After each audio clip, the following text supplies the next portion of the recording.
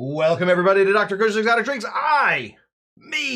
Am Dr. Cush, and we are here tonight to make a Chicago cocktail classic coming out of one of, if not the most important cocktail bar from Chicago. Rest in peace to the Violet Hour. They have claimed that they are coming back, and I cannot wait. I never got a chance to go while it was open, which is a good reminder to all of us. Keep drinking, all right? Even if you, listen, that one extra drink at that one next bar, it might be the only time you ever get to go there. So don't just stay at 3 dots and a dash. Find the Violet Hour next time. The Violet Hour is an incredibly important cocktail bar from Chicago. When we talk about how cocktail bars work and how cocktail bars sort of proliferate, look at that word, proliferate. We can look to New York. We talked about this on the pre-show, but we're talking about it again. We can look to New York, and we can look at the grandfather, the godfather, just the daddy of this entire scene, a guy named Dale DeGroff, and then how he taught people like Sasha Petrasky, and he taught people like Audrey Saunders, and how they then went and started their own bars. And what happens when you start a bar? You have to hire other people. So from there, they learned from there. So now we have this little it's not a scheme, but it's a pyramid that we got going on. And then all those people left and started their own bars. And then we get good bars starting from all these great people that all start from a single origin source. In New York's case, of course, it is Dale DeGroff. But if we're talking about Chicago, kind of tough to say that it wasn't the Violet Hour that started the Chicago bar, the early 2000s mixology revolution. I don't know if we're still in it. It's tough to tell whether we're still in a time when it's going on. I feel like we're in the technological age right now, but did people that were in the Industrial Revolution look around and be like, yeah, this is look how industrial things are. Oh my goodness, we're revolutionizing things. I don't know. Are we still in the middle of the cocktail revolution? Am I just some dinosaur that is trying to push this information down because it's the one thing I know the most about? I don't know. I don't know. This moment of introspection and navel gazing brought to you by my thoughts on the Violet Hour. So we're going to make one of their cocktails, and it seems, I don't know, but it seems to be one of their biggest signature cocktails. The Violet Hour is a book. It's a book by a guy named, I have it. Don't turn away. Bernardo Devoto. Bernardo Devoto, and he wrote a book called The Hour, right? And in this book, he has a line. Oh, this line is mind-boggling. He says, the Violet Hour. I have it right here. I don't want to get it wrong. The Violet Hour. The hour of hush and wonder. It's a good line. It's a good line. So we're making a drink from the Violet Hour called the Hush and Wonder. It's from that same one line of prose, but very poetic nonetheless. It is a daiquiri riff. It is very, very similar to a lot of other cocktails. Specifically, it is a daiquiri. And when we make this cocktail, I want you guys to pay attention when you are making your own cocktails that you don't need to swap out whole ingredients. You don't need to add ounces and ounces of new stuff to make a new cocktail. This is going to have about 6 drops. 6 drops of other ingredients, and it is going to change the entire ness of this cocktail. And I do want to say real quick that I just have to answer this from Dougie D. Navel gazing. Navel gaze. I don't know if this is just something that my dad said, and now I say it. When you are navel gazing, it is not looking out at ships at sea with their sailors aboard. That's not what it is. It's your navel, your belly button, and it is sort of introspective of your life. You come from a navel, don't worry about it. It's an introspective look, just in case we were worried about it. And then Tim follows that up with just a nonsense word, snackery. So we are going to be making this cocktail very, very simple. Don't think that we're getting all crazy. We're not bringing in our Roto vape. We're not bringing in the famous Belgian coffee maker. It's very simple, super simple, but equally complex. When we're talking in the realm of adding drops to change a whole cocktail, we are going to find some complexity in that simplicity. So let's begin with our humble lime. We're just going to make a daiquiri. So we're going to make a daiquiri the same way we always make a daiquiri. We're going to take one of these limes and we are going to slice it into our moon phases. Right there, and right there. Full moon, waxing gibbous, waning gibbous, right there, and the Cheshire cat moon. We have those right there. I have no idea if the Violet Hour went by Constante Ribialagua Vert's philosophy on how to make a daiquiri. So since I don't have any idea, we're going to do that because it's a good way to make a daiquiri. So we're going to take our lime juice and we're going to squeeze by hand. Yes, indeedy. We're going to get 3/4 of an ounce of this squoze by hand lime in here. Yes, that's what we're doing, right? Oh.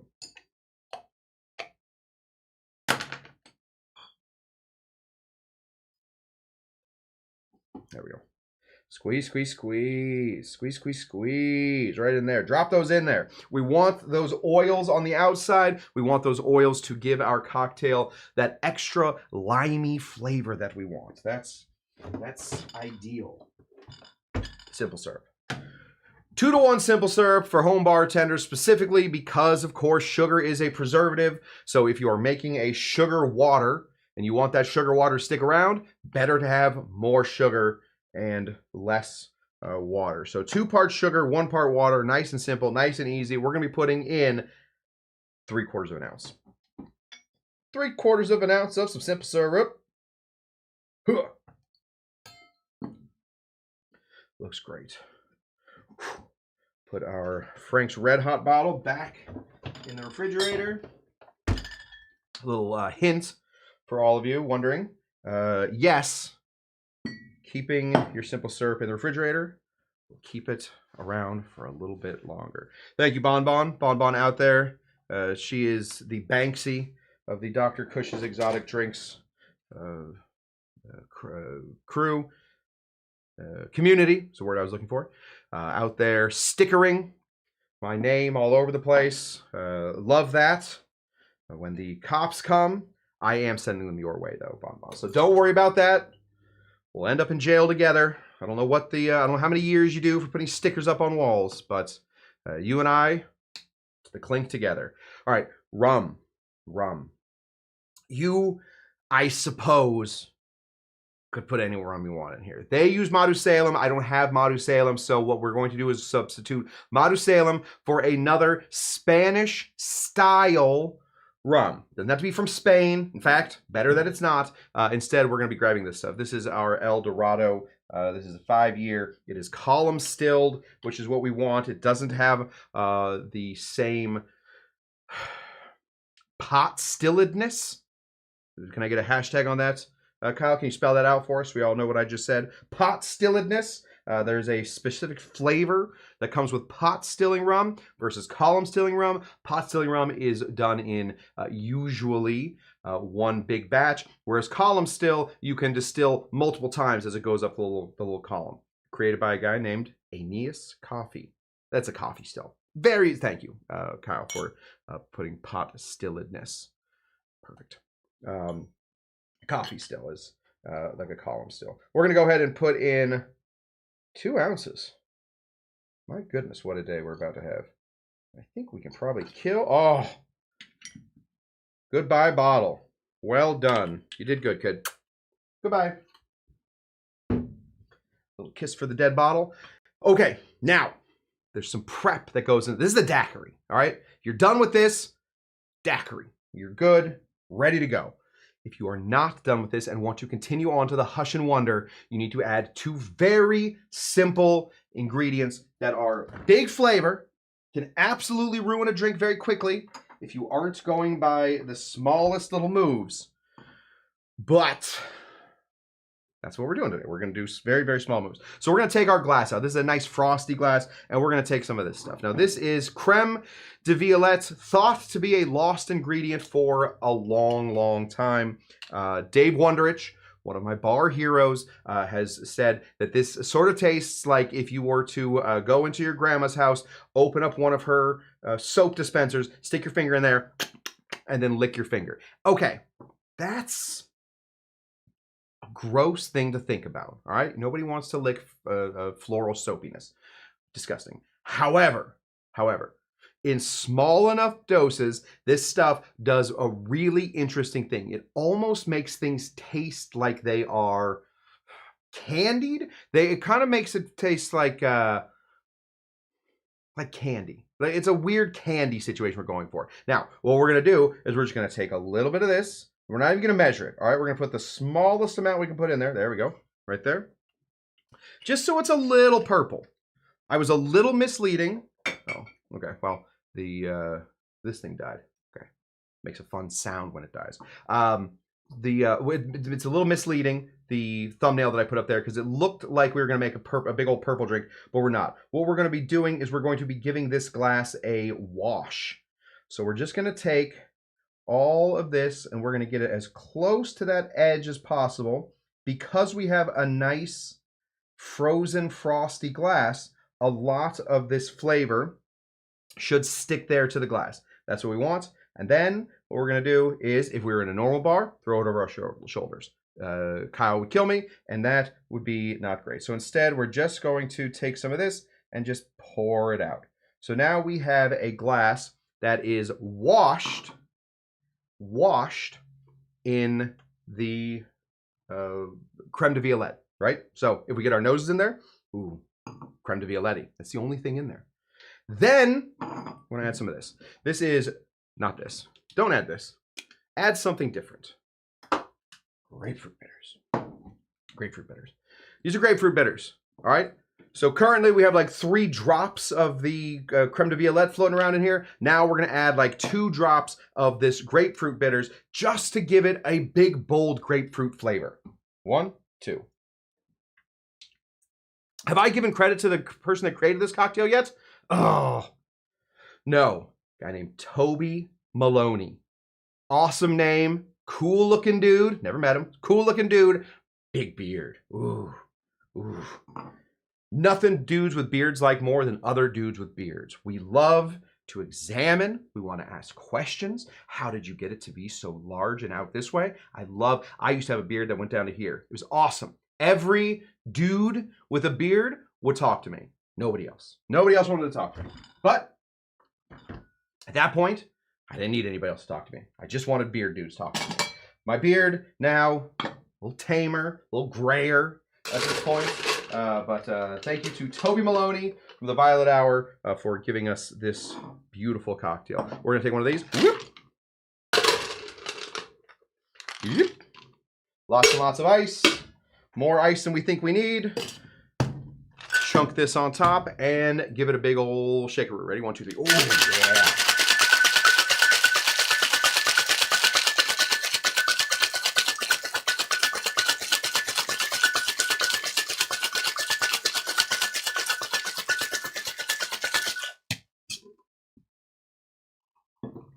Cool bartender thing. There we go. Now, all we're going to do, very, very simple. Take this and put it in here. Put on our Hawthorne strainer, maybe created by Nathaniel Hawthorne, who wrote the Scarlet Letter. Maybe not. We don't know. Take a look at that wash line. Oh boy, oh boy.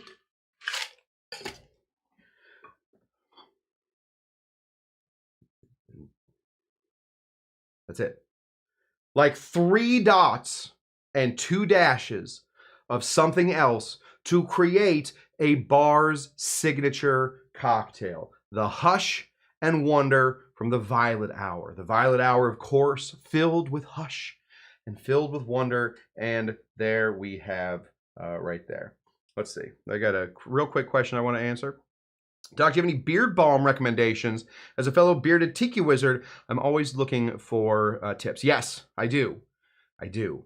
I don't know if you can still get it, but I have a bottle of this beard oil, and it was from a brand called doTERRA, right? And it was their, I think it was their sandalwood scented. It is very important. You don't need to put whatever you put in your hair. You put anything in your hair, I put like a pomade wax in my hair sometimes, most of the time not, but sometimes I just put that in here to like keep the little strays down. But most importantly is getting a beard oil. You want a beard oil or a beard balm. There are lots of great ones. I like the doTERRA one. I was just informed by my wife, who did all the buying of that stuff. This was worm scented, says Kyle. I thought it was going to be wormwood, but it wasn't wormwood scented. It was sandalwood scented. A beard oil. It's the best thing to do with it, and then it doesn't get itchy.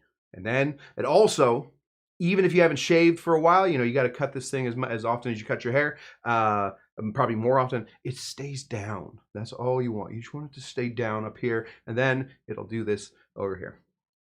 Anyway. That's what I use. I use a beard, I use a doTERRA beard oil. This is it. This is the cocktail right here. This is the Hush and Wonder, a daiquiri, more than anything else, but with just a little 5 or 6 drops of everything else.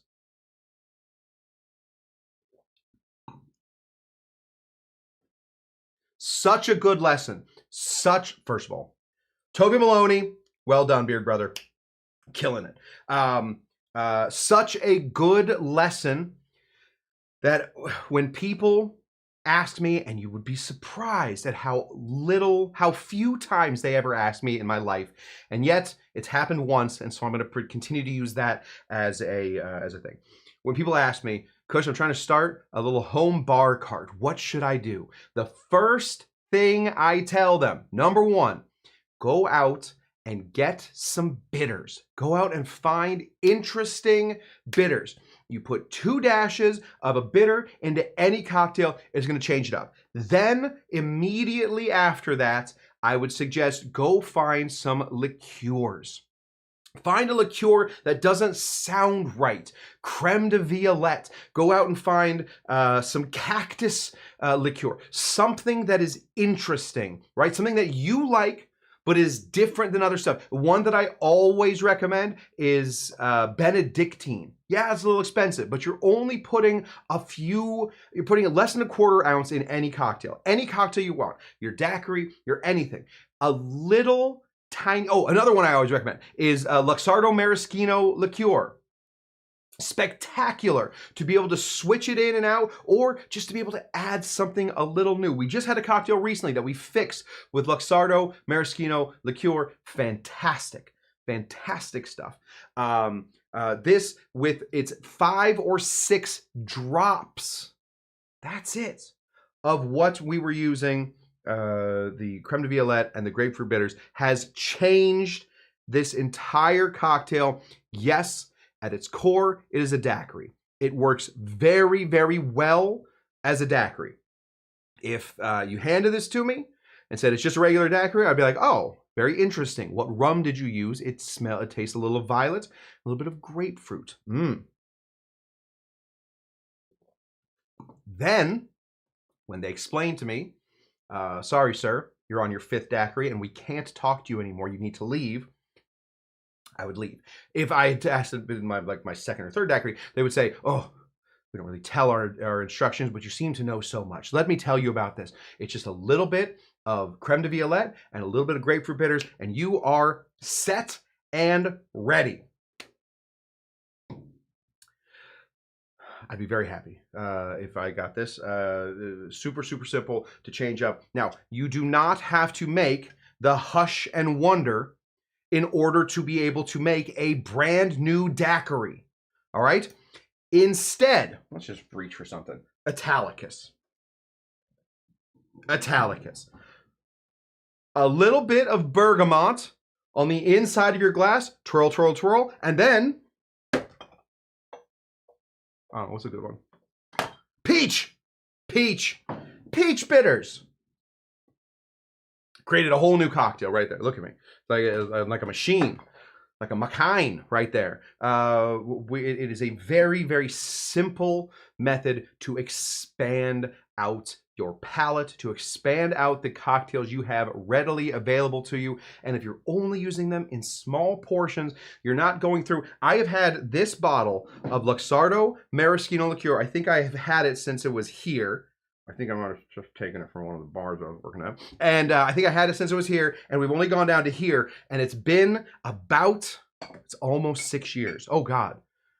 I think we passed 6 years. Congratulations, guys. We didn't have a party for it. I think we've been doing this show for 6 years. But it's so tiny, teeny tiny moves. I keep asking my wife to please, will you please watch one of my very, very favorite movies of all time. It's called Contact. She hasn't seen it, but she still quotes it, because one of my favorite quotes from that whole movie is when the dad is talking to little Jodie Foster. She's not Jodie Foster. She's another actress. It's the girl from Hunger Games. She was the girl from the tree place. Don't worry about it. He looks at her and he says, "Small moves, Ellie." Small moves in cocktails too, guys. Small moves. Dots, dashes. That's all we're looking for. God, that's good. I haven't said hello to Joshua Dill. Joshua Dill, it is good to see you, pal. I've seen your name pop up a few times, but it was never the time that I could talk. Not according to those who have suffered through my post-hiking sandals counts. Okay, well, that's all over the place. Okay, gosh, this is delicious and a really good reminder to me that I don't need to reinvent the cocktail every time. All you got to do is dots and dashes, dots and dashes, dots and dashes. That's what I have for you guys. Okay, speaking of Italicus, I have a fun class sort of planned for us on Saturday. I have been invited to participate in a cocktail contest. Oh my goodness, what a day. So we are going to be trying out some Italicus cocktail. It's for Italicus. It's the Italicus brand is looking for people to make these cocktails. So I'm going to be making an Italicus cocktail. We're going to try a couple. I have a few ideas, but we're going to be going deep into aperitifs. Aperitivos, which I don't normally separate cocktails into, pre-dinner, post-dinner, but the IBA certainly does. That's how they separate their cocktails. I do them by the 7, cocktails. They separate them in a different way. Don't worry about it. This has to be an aperitivo, so nice, light, very liqueur driven. The liqueur that we're using is going to be Italicus, and then we're going to try a few other things to go in it. Yes, float like a butterfly, sting like a bee, dots and dashes. That's exactly right. Yes, so cocktail contest. Right on. Listen, there are probably at any point on Earth, there are probably 2,500 cocktail contests going on. Steve the bartender just had one. I did not apply for that one, but this one seemed right up my alley. Very, very exciting. So that's what we're gonna be working on. We'll be giving away some of my secrets. Hopefully, nobody steals my cocktail. If they do, we'll just make another one. Hi, Cush. Do you think it's rude to ask a bartender to make a drink which is not on the menu, and if you can find all the ingredients behind the bar? Moose, I will tell you, no. For the most part, no. Now, if it is a very busy bar, if you've waited more than, say, 2 minutes to have your drink, or let's say you walked up to the bar and you were not immediately served, I would tread lightly there. It's not that they can't do it. They certainly will. And sometimes it's a really good break for them. They'll be like, all right, cool. Now I get to make a cocktail. I'm going to step back and really work on this one that they sent me. Sometimes it can be a little out of pocket. Now, that being said, as a bartender and not a mixologist, hold on. You calm down there for a second. As a bartender and not a mixologist, as I like to consider myself, I consider myself a bartender who, just knows a lot about cocktails and, can do some mixology if called upon. If you walk up to me and you have a drink in mind that you want me to make, I will, of course, make that with a smile on my face. Behind that smile, I might be raging and bubbling and boiling, but I will always try and make that cocktail. That is a fairly important thing. We are in the hospitality business and not in the please just give me your money so that I can get home and watch Rick and Morty business. All right. So if you can see all the ingredients back there, I think you're good. It's sometimes really nice, and some bartenders hate this, if you write it down. You get a little napkin, write down the ingredients, say, hey, one of those. They might also have their own thing, and that might also, I am still to this day, it's been months, I pointed out where the Fernet was on the back bar to a bartender, and she still does not like me. In fact, if we go to this bar ever again, I have to send my wife up to order drinks, which is not her comfort zone. But the bartender doesn't like me. Some bartenders can be cool. Some bartenders certainly uncool. So I guess my answer is we don't know. In this country, we don't know. We don't know in this country. This is delicious. That's what I got for you guys. Thank you so much for tuning in to Dr. Cush's Exotic Drinks. We'll be back here to work on a cocktail contest on Saturday with Italicus. I don't have really any plan for it right now. I will give you guys the rules. And from there, we will crowdsource this whole thing.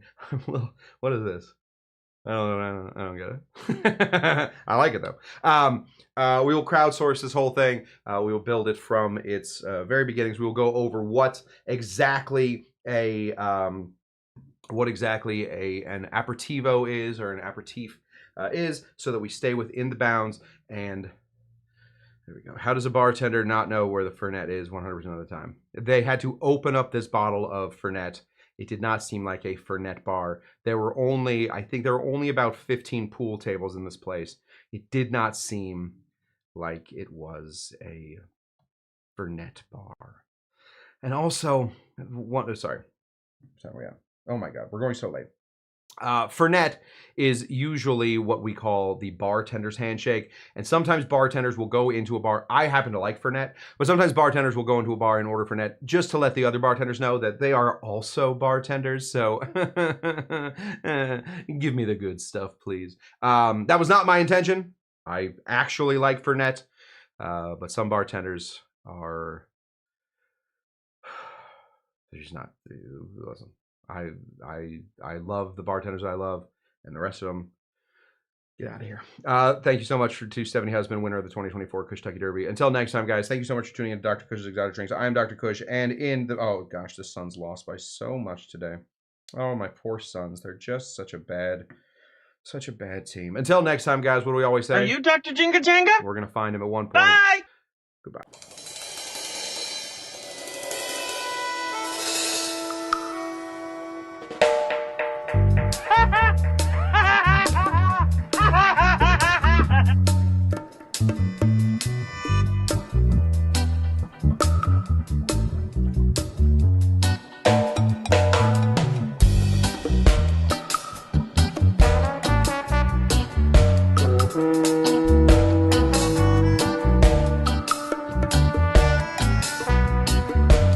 Okay.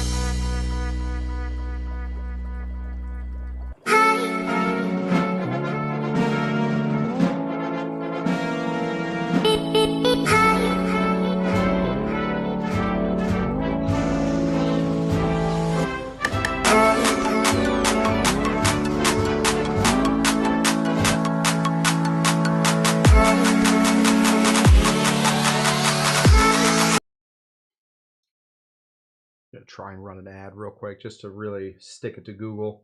Just see if this ad runs. In the meanwhile, we'll talk real quick about what my plans are for this cocktail. Obviously, an aperitivo. We're working with bergamot, so we want something to fill out all of the lost parts of the bergamot liqueur. My first thought, because we want to add a bunch of very low ABV stuff. I had a great bottle of sake the other day. We're probably gonna do a little sake, so if you're interested in sake cocktails, jump on that. Obviously, we want some bubbles. That's important. So I'll have a little tiny bottles of Cooks, the okayest champagne on earth, back here. No ad. Let's try it one more time. And then after that, who knows what we're doing. We're just gonna run it and then say goodbye. Thank you guys so much for tuning in again. Until next time. What do we always say? We say